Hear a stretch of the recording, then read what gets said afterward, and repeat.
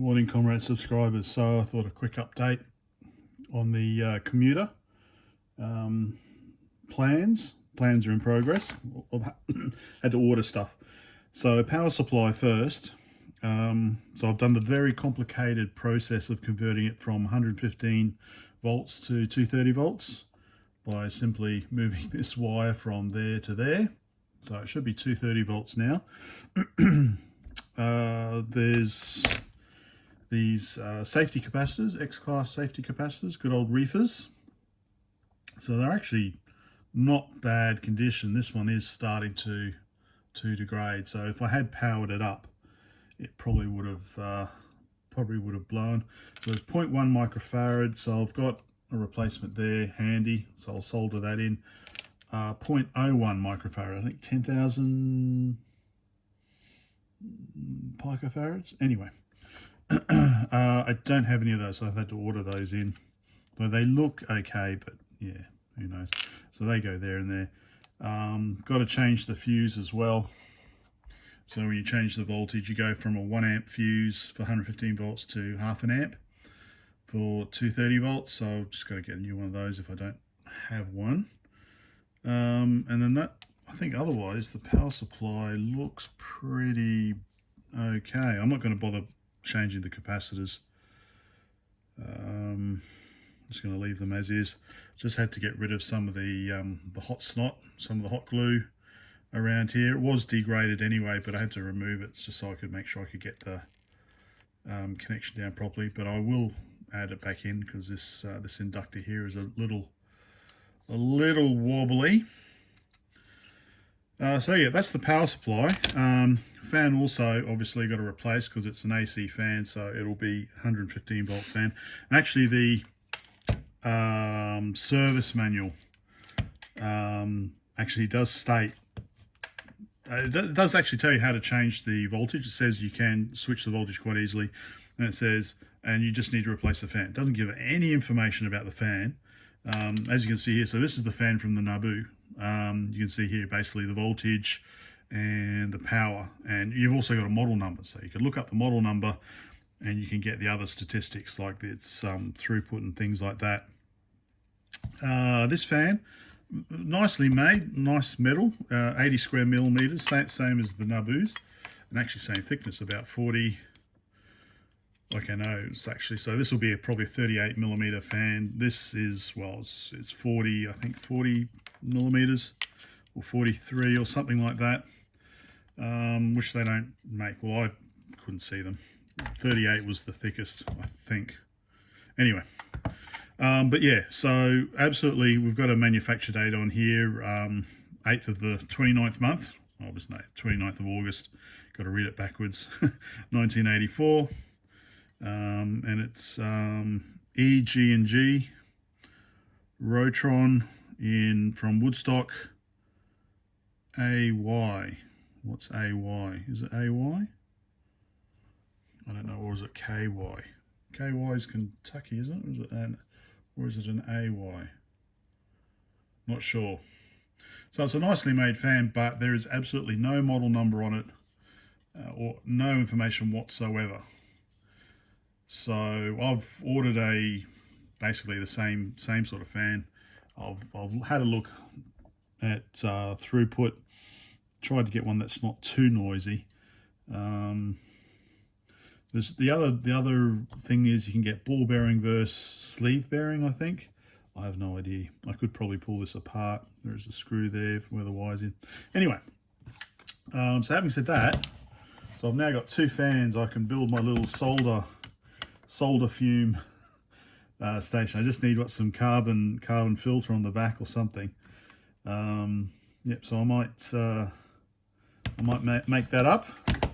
Just have some wire here, connect it straight into the AC. Although I'll run it through the step down converter. Anyway, so that's another project to be done. So power supply, got those ordered. Now the rest of the machine. Let me just get it. So here's the rest of the machine. So this is the back, obviously. Very nice to work on. Compared to the Amstro PPC, it's so easy to pull apart and get to the guts of it. PVC is a pain in the ass. Anyway, don't know if it works. I assume it works. A big thanks to Ron for his advice. It has meant that I've not gone down any kind of false roads. So first what I'm going to do is just suck out the solder, probably suck it out, I don't know, or I could drill it out so I can stick in a socket for an 8087. And now before you say, oh you idiot, doesn't make any difference, it's like, yes I know, I grew up with an 8086 machine, an Amstrad PC 1640.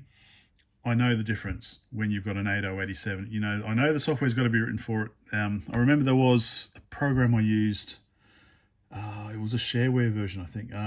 It was like a chemical molecule visualizer, 3D visualizer. I think it ran an EGA. And it had a normal version and an 8087 version, and massive difference because it had to calculate whatever. Running the 80, when I got an 8087 for my machine, massive difference. But other than that, yeah, it's not normally used. So, but yeah, so I'll put a socket for that. I assume this is for parity.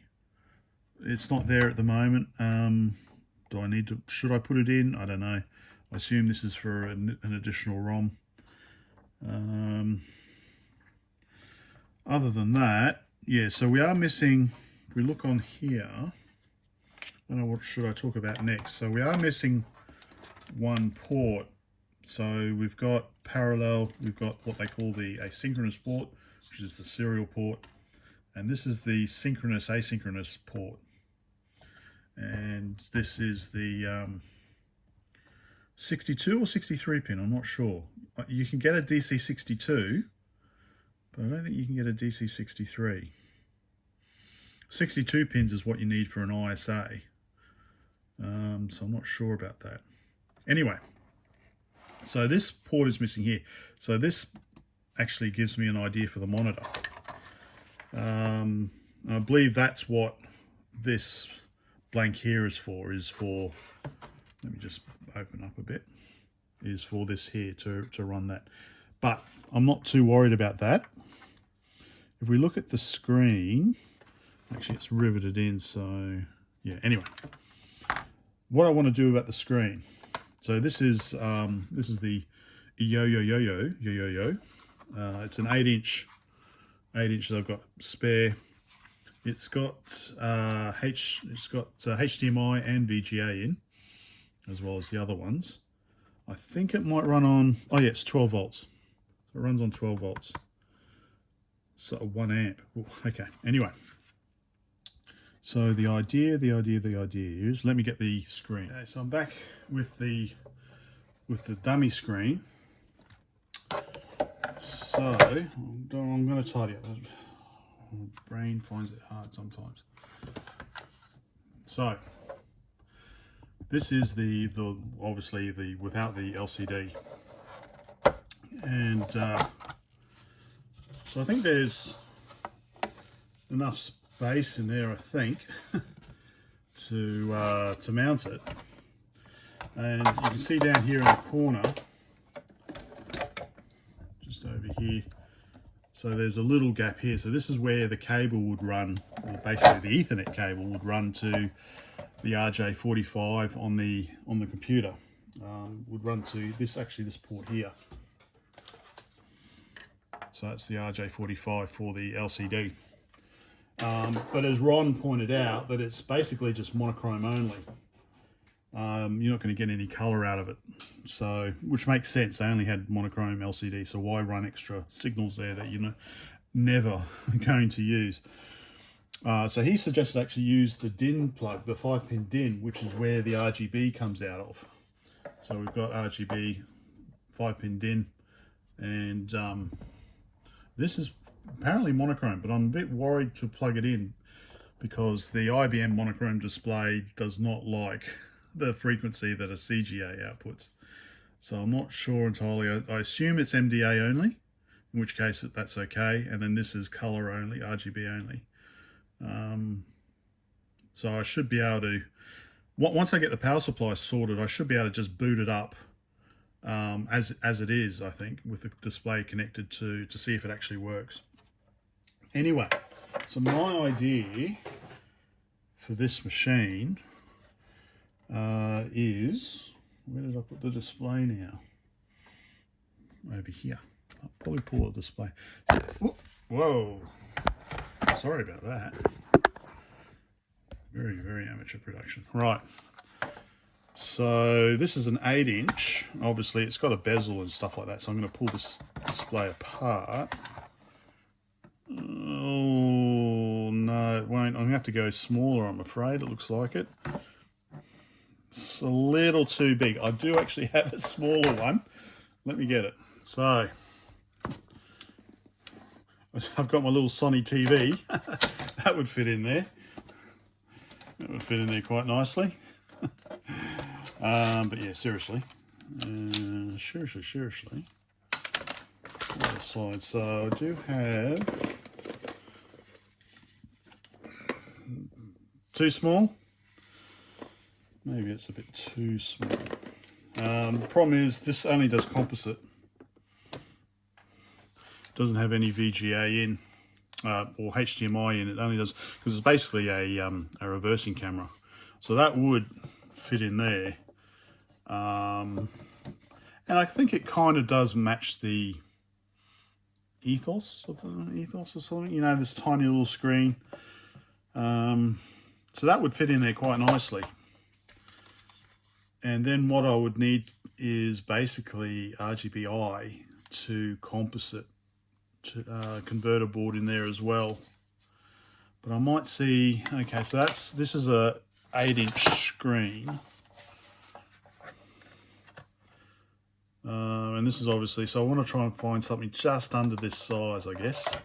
Just under this size. Yeah, and then probably RGB to HDMI converter board in here. And then the idea is, what I would do is I would have just stick a DIN socket on here. So you just plug DIN into there and then plug it into the back of the machine like that. And then for power, I was thinking of adding in some 2.1mm DC sockets here in this port here and just leech off from the power supply. I'm thinking probably I'd need 9 volts, or I could even get away with 5 volts for the RGB converter. And then this probably needs 12 volts because it's designed for a car. But let's see what I get away with. So that's the idea. That's what's in motion. That's kind of what I'm thinking. So I might hunt around for something bigger than this, but smaller than this. And then, so I should be able to stick that in there. Converter board in here. Probably have to, I'm thinking, attach it, screws or something. That's the plan. Yeah, so DIN socket on here and maybe some 2.1mm sockets as well too. Or I could get a 7-pin DIN here with 2 extra lines for power, 9 volts. No, I don't have 9 volts on the machine. 5 volts and 12 volts in here to power the display. That's the idea anyway. Yep, that's about it. Time to finish this off and see if it works. Bye for now. I almost forgot. So regarding the ISA expansion connector here, so this is what we've got for the Amstrad PPC. So it uses a pair, DB25 and is it DC37, something like that. Yeah. So we've got a DB25 DC37 on the Amstrad, which gives us 62 ISA signals.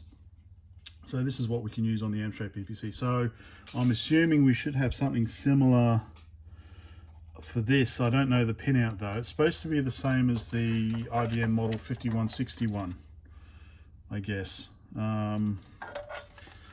So yeah, 62 pins. So a DC 62 connector. So you can see here we've got a DC 37.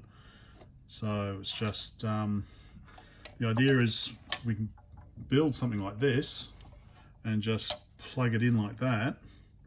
Obviously with the DC 62 connector here. Just what do we need? So on the Amstrad, it's actually specified in the technical manual that you need to buffer, I think it's the address lines, or some certain lines you've got to buffer. So we've got 74LS, well in this case we've got HC 244, and we need 10k pull-ups on the data lines.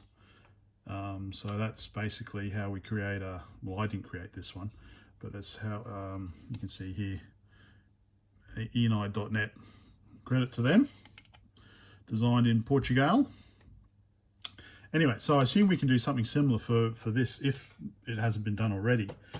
You can see here we do have a bunch of 74LS 244 buffers here, a whole bunch of them. So I assume they're for the interface here. So I assume we probably need similar on this side here. We've got some buffers and pull-ups on the data lines, I assume. Yeah, so I need to try and, like I said, it's supposed to be IBM 5161 expansion chassis compatible. So yeah, so that would be interesting. I'd like to build one of those if possible. If not, I'd like to design one so that we can get some compact flash storage on the machine. Anyway, that was all. Now it's time to do this. Bye for now.